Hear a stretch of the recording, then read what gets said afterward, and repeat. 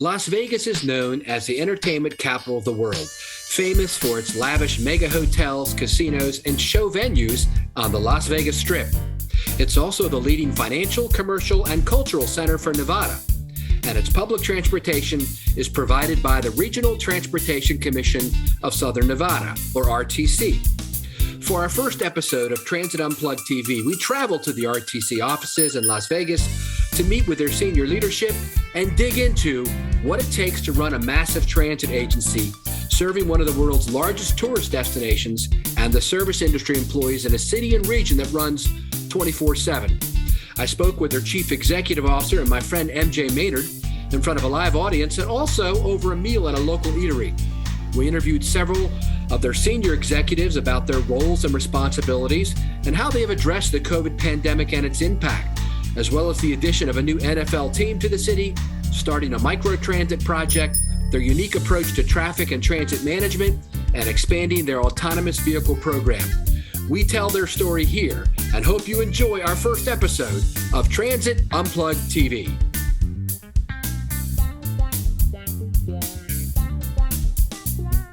Hi, I'm Paul Comfort. Great to be with you on our very first episode of Transit Unplugged TV. And it's exciting to be with my good friend Mj Maynard, who is CEO of the Regional Transportation Commission of Southern Nevada, RTC, right here in Vegas, baby. MJ, thanks for having us in. Thanks, Paul. I've been in Las Vegas since 1980. I think when people ask, how did you get into transportation? I think some of my peers did it maybe in a traditional way. I've heard that sometimes they start as a driver, a bus driver in college. For me, though, I think if you'd asked me 16 years ago, would I be working in transportation, I would have said, absolutely not. I'm all about hotel gaming. So I spent my career in hospitality before I came to the RTC. You were with Hard Rock, right, for a while? I was 12 years. I actually opened the property. I was there about 12 years. The casino and hotel here in Vegas. Yeah. And and that is very intense. My job in particular, the executive team, was to ensure that the customer is happy. And how do you do that? Well, you make sure your employees are happy first, right? Okay. You are not going to find a happy customer unless your employees are happy. That helps. That makes sense, yeah. Deliver. And I used to say to managers, managing teams, it's not easy, but even if you don't, or you're not driven by this empathy and love for the employee, if you're driven strictly by, I need to make a lot of money, drive money, well, the best way to do that is through your employees. Right. To ensure your employees are happy, you are going to drive more profit to your bottom line. Business skills are very transferable, and I had a chance to leave an industry that I loved, that's past tense, to join the RTC and really love what we do. The fact that we get to serve our community. Came from a family where we could not afford a car, generally speaking, so I grew up taking public transit, and who would know that years later I would start working in an industry that I relied on and depended upon when I was a young person. I have a real empathy for the folks that have no other option to move about the community and to do those things, right? We connect people to people, people to places, people to opportunities, and so our role in our community means a lot, particularly because I can relate from all those years ago. But just a chance encounter, it was a conversation with Jacob Snow, who was the GM of the RTC at the time. I think sometimes opportunity presents itself. It's timing, it's luck, and it's willing to take a risk. Tell me something about your hobbies. I know that you work out all the time still and all that jazz. I do, Paul. Yeah. I'm crazy. No, I think MJ needs to go work out and then come to a meeting. It is. That is definitely it's just way of life for me. So more than a hobby. And then my husband and I are big animal advocates. So we actually were part of the Humane Society. And we run around to deliver cat food and dog food to poor seniors and veterans. Wow. So we do that every month. That's cool. Now that's a much safer hobby than my previous hobby. Okay. My previous hobby, I decided that I wanted to get my motorcycle license. So I went through Harley Davidson's Rider's Edge. Oh, wow. I learned how to ride a motorcycle on a 500cc Buell. And when it was over, I got my license and I went to the Harley store with my husband. And I picked out a 2008 Harley Nightster shiny black, beautiful motorcycle. And I took it home. And I'll tell you, I spent years in the back of a motorcycle, But when you are now the driver, I became so aware of all of the cars that were trying to kill me. Oh, yeah. This is kind of dangerous. Yeah. So I actually enjoyed it. We took it to Utah and California, Arizona. But I had a couple of close encounters where people ran red lights, and then on the freeway had a close encounter, and I thought, I'm probably at an age where let me check this off my bucket list. So check. Yeah, been there, done that. Yeah, been there. But it was a lot of fun. That was my hobby. That was, I think people were like, MJ, sell your motorcycle. I was appointed CEO right before the pandemic started, and it was humbling to be a CEO we're working from home. I was CEO with my yoga pants on and my slippers. So, but I'll tell you the best part about it is to work with this group. I know everyone says they have the best team, but I do. They are the best. David, as Deputy CEO, you've got a lot on your plate. Well, certainly have a handful of teams that do a lot of the heavy lifting for us. What's your responsibilities here as Deputy CEO? So I'm overlooking transit, paratransit, maintenance, the facilities, HR for the agency. So quite busy, but I've got an amazing team.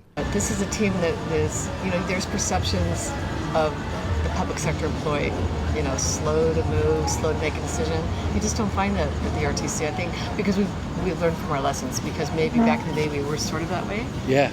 But really proud that we are not afraid to embrace the best of the private sector thinking, combine that with the best of the public sector thinking, so we have this sort of hybrid approach. I think you're aware, Paul, that we wear a lot of hats here at the RTC. We are the public transit provider. We are also the Metropolitan Planning Organization. In that role, we are the roadway funding and planning agency. We are responsible to oversee the transportation planning process for all of Southern Nevada. We are the traffic manager for the region, and we also operate the bike share system in downtown Las Vegas, so a lot of hats.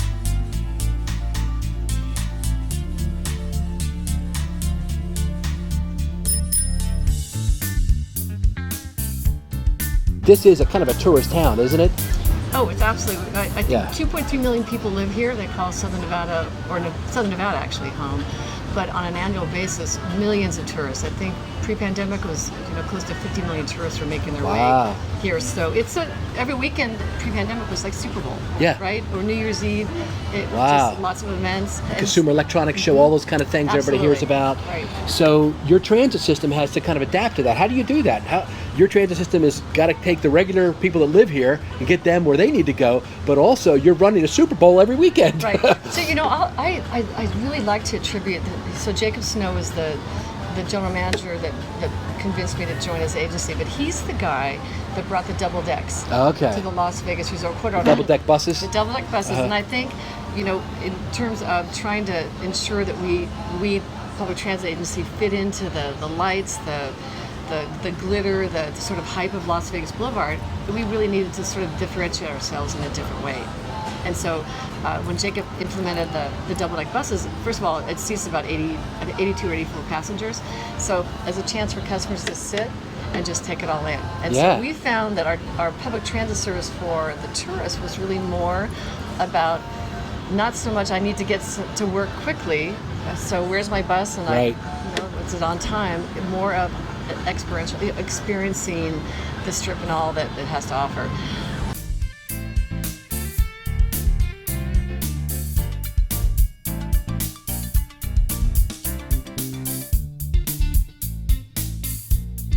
People are surprised in Las Vegas. We are the 12th busiest bus system, according to the NTD, National Transit Database, as of 2019. We have 40 routes.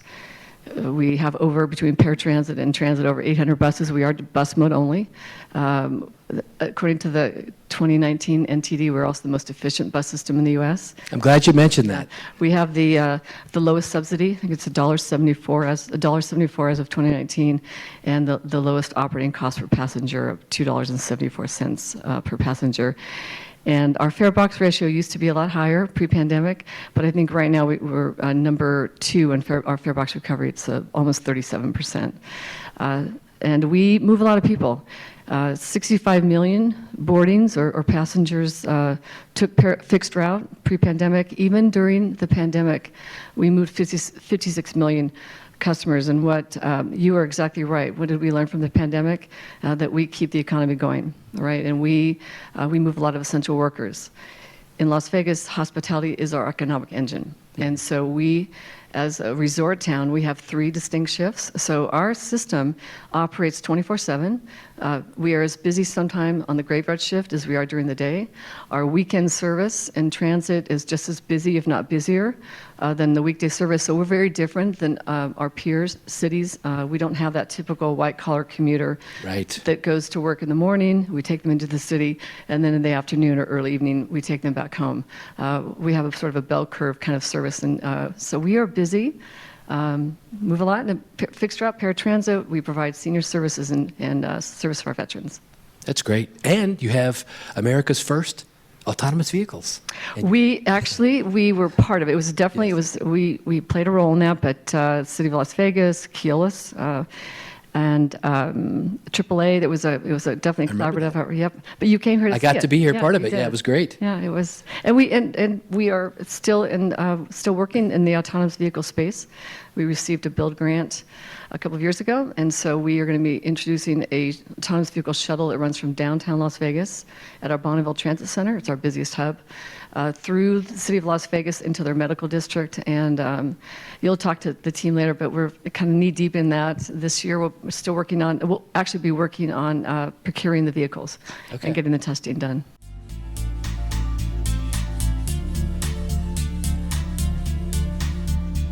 Tell us about all those 3 levels of funds, the CARE Act and the CRISA Act, the ARP Act, and what are you doing with those monies? That's a big reason why I wanted to come here, because you are doing some amazing things with that money.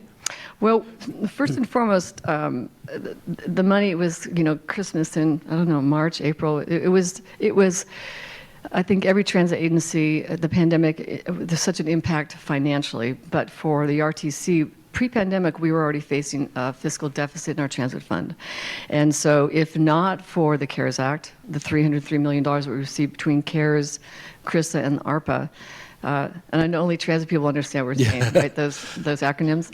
But it was those 3 tranches of stimulus funding actually delayed what will happen in the future. We are not only did we not have to cut transit service, we certainly listened to the directives behind that stimulus funding and wanted to make sure that we brought back employees that had been unemployed or laid off due to the pandemic. We implemented a very large service change this past August. We are almost back to pre-pandemic levels, but we were able for the first time to introduce transit in areas of the valley that have never had transit. And Las Vegas has been one of the fastest growing cities annually for a number of years now. And so we knew that we had gaps in our service, so we were able to do that. We were able to not only add new routes and add frequency, but we introduced a microtransit pilot, it's still in pilot form, in an area of Las Vegas that has never had transit. So this service change will impact, there will be 185,000 new riders, so folks that have never had access. 20% live at or below the poverty line. 13,000 seniors will now have service. 12,000 folks with disabilities will now have service, and this is about employment, right? So folks that have never had access to work in those areas that have been transit deserts, there's that opportunity. So we're really excited about what's happening with the stimulus funds. That is amazing. Congratulations, MJ, on your leadership there. I mean, that's phenomenal. Expanding service. Expanding service, really, again, to one of the fastest growing cities where we have not been able to keep up with the growth. And so this has been a great opportunity. It's about equity, right? It's about ensuring that everybody has the accessibility to jobs or to healthcare, school, et cetera. COVID was really, really a bad year, like for everybody else, but for us, it actually allowed us to resize and rethink the way we were providing service in the valley. That's wonderful. Yeah, whenever you have these kind of inflection points, as leaders, we want to take that opportunity to evaluate, like Simon Sinek says, what's the why, right? What are we doing here? And then repurpose kind of what you're doing to make sure you're meeting those needs? Yeah, exactly. You couldn't say it better. But obviously, not without challenge. As you and I talked before, right now, nationwide, there's a driver shortage. We really appreciate the drivers. We're actually, each time we go publicly, we're telling them how great of a job, and we're asking for the public to be patient with bus drivers. It's not easy, but we had this summer, we had a dip. For the first time, we actually had open runs in our system. Our contractors always did a great job of providing full service, but working with our contractors, we came up with a lot of incentives, a lot of new ways of providing service. And as of this week, I'm knocking on wood, but right now our service is almost back to normal. And how are you reaching out to try to get people back on the bus, so to speak? Do you have programs in place you're trying to do outreach? We have an amazing marketing team. I think first and foremost during the pandemic, it was ensuring that we communicated with them on a very recurring basis, right? To let them know what we were doing to ensure that their health and safety were our top priority.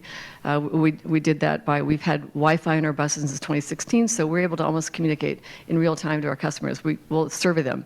When they log on, we'll ask them a few questions. So that's helped. We did that during the pandemic to ensure that if we were cutting service, we wanted to know, are you an essential worker? Where do you work and what do you do? And what route do you depend on, so that if we had to make service cuts, we were able to keep those routes, for the most part, stable. But this, aside from social media and having boots on the ground, we'll actually go out and serve our customers and talk to them. It was an opportunity here that for employers, they were having a very difficult time getting employees back to work. Right. And so the team came up with a program we'll call Try Transit. We're working currently with 90 employers that we're offering 14 days worth of free transit. Usually when you get a job, it takes about 2 weeks before you get your first paycheck, right? So 2 weeks to get these folks there. To date, we've distributed about 30,000 passes, and this has been an opportunity for employees, new employees or employees that are returning to work that maybe have never used transit. So it's that's been a way we've been able to communicate. We're here, we're available, and we're ready to serve. That's great. And on the microtransit, you mentioned you're doing that with the new money too. Tell us about that. So microtransit, I think that in our industry, we've talked about microtransit in some form. I think some agencies started to implement microtransit as early 4 years ago, 5 years ago.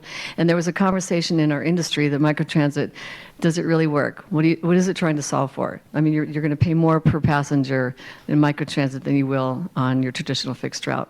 And so we decided that we were going to love all, serve all. And what I mean by that is we were going to take microtransit in this area of the valley that had never had transit, and instead of implementing their traditional fixed route line with the corresponding 3/4 of a mile boundary paratransit service, we decided why not use one bus, same day on demand service, and instead of separating the disabled community in the small bus and fixed route riders on our 40-foot or 60-foot bus, there is a lot of commonality in terms of who needs to go and how they want to travel.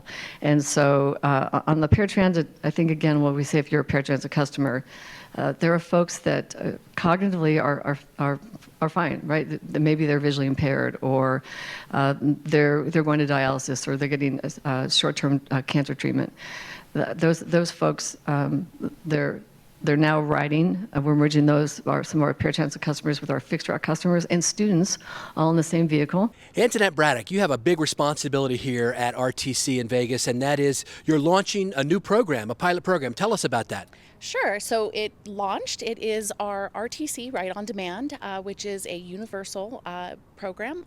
Some people call it microtransit, but at the RTC we call it universal because it's Thank you. It's an opportunity for us to engage both our paratransit and our transit riders for an on-demand service. This is a service that we recently launched with the broader expansion of our transit services, and specifically it is in a section of our valley. We call it transit desert in the desert, right? Yes, yeah. So it's historically been an underserved transit section of our valley. It's really on demand. They push their phone. It's not like traditional paratransit where you got to wait 24 hours or whatever. Yeah, absolutely, and that's what's great about it. So the response time is usually a little shorter than, but we guarantee up to 30 minutes. So folks can book within 30 minutes of the time that they want to be picked up. They can also book in advance if they want that guarantee, which we know our paratransit customers like to have. But again, it's getting them engaged and learning about that on-demand experience which they've not historically had. And then for our paratransit customers, it allows them to travel within our broader paratransit service area.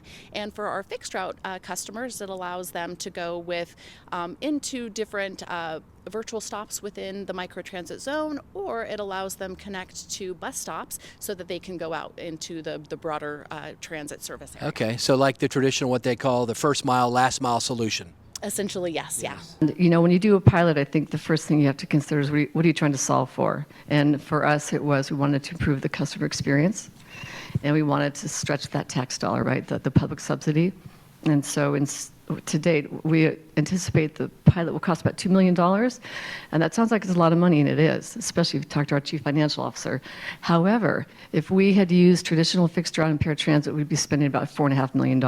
So we're able to reach geographically a wider coverage area, and then we're able to, again, merge people that are going the same place. We actually pick them up at their homes, and if you're fixed route, we'll take you to a virtual bus stop, or a traditional bus stop to connect to public transit. If you're paratransit, we'll pick you up at your home and take you to where you need to go. If you're a student, we're going to pick you up and make sure you get to school. But it's working well, and we look forward to sharing the results of this pilot with our peers probably about a year from now. Okay. I love the multi-disciplinary facility you've got there, where you've got 911 and you've got you all. Not a lot of cities have that. Tell us a little bit about that. You and I visited the last time I was here, and you showed me around. I was very impressed with that. Yeah, well, thanks. It's our Region's Traffic Management Center, the RTC, in partnership with the state of Nevada, is co-located in the same place where we have Nevada Highway Patrol, Department of Public Safety, the Freeway Service Patrol, and then what we call our FAST team, our Freeway and Arterial System of Transportation, which is really our traffic management team, all in the same place. So literally in the same room. As incidents are coming in, our traffic management team is to coordinate directly with 911 dispatchers. We pull it up on the cameras in front of everybody. We see what's going on. We get the information out to the troopers, being able to respond to it as quickly as possible. That's amazing. So many cities, I think, could learn from this. So what are some of the other cool things you're working on right now? I know you've got a bunch of really kind of forward-leaning projects. Well, following on with the traffic management, one of the things that we piloted is an adaptive signal control technology on one of our busiest corridors in the valley, Eastern Avenue.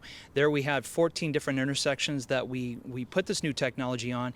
In the traditional traffic engineering, you have kind of a set timing plan that you do based on the different phases of the signal, and you're kind of locked into that. You have some flexibility to change the timing, but not too much. What the adaptive system does is enables us to look at the traffic in real time, and thankfully we're relying on computer algorithms and artificial intelligence to process it so quickly to then respond to those conditions in real time and change the traffic signal timing to not only improve the performance of the intersections by themselves, but in coordination with one another. And it's really useful when we have special events or if we have major construction, both of which we welcome here in Las Vegas.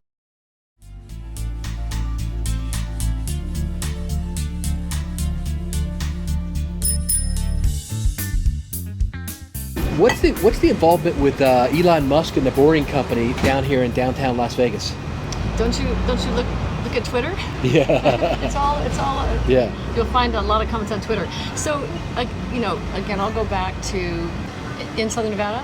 Our economy relies heavily on tourism industry, to ensure that folks come here and they can move about in such a way that they can spend money in casinos and restaurants. And we at the RTC have always taken the position that the more mobility options that we have, not only for our tourists but also our locals, it's always a good thing. And so a lot of talk about the Boring Company. I don't know if you had a chance to ride it. It's pretty cool. I've been on at this point they're operating just underneath the convention center. They have plans to do more. As the RTC, as the Metropolitan Planning Organization and the public transit providers, certainly for us, we know that the best system transportation system is one that's fully integrated, and so you don't want to have silos of, you can take a system here and then you can take a system here. So we're going to continue to work closely with the board and company to ensure that as they plan, we can plan on how best to utilize our assets and spend the taxpayer dollars. But mobility is key to the economy, to the customer experience, and so more options we support. That's great. Yeah.